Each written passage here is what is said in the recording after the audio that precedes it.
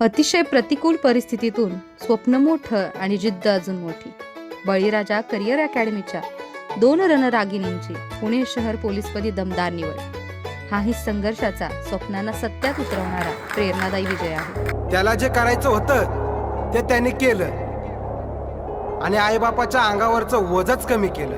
आज तो दिवस आला, साऱ्या गावात जल्लोष झाला. सांगणार ओरडून जगाला, दोस्त माझा साहेब झाला. डोळ्यात पाणी काल, काळीज हळवाय झालं. पाहिलं होत जे सपान, सत्यात आज उतरलं. दोस्ता माझ्या भावा, जिद्द होती ते करून दाबलं.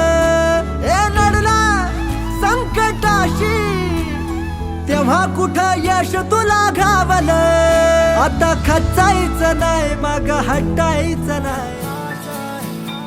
कुछ पाने की हो आस आस, कोई अरमा हो जो खास खास आशाएं. हर कोशिश में हो बार बार, करे दरियाओं को आर पार आशाएं. तूफानों को चीर के मंजिलों को छीन ले.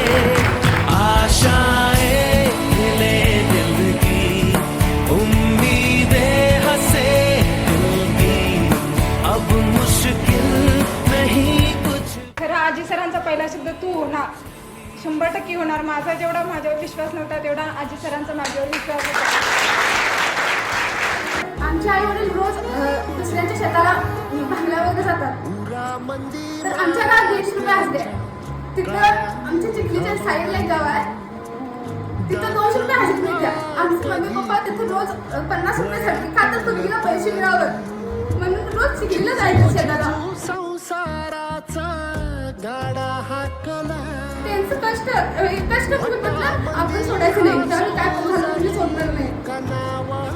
आई बाबा एवढं कष्ट करून आपल्यासाठी इथं पैसे वगैरे भरत असतात. त्या कष्टाची सगळ्यांनी जाणीव ठेवा. पण अजित जाधव काय ते आज मला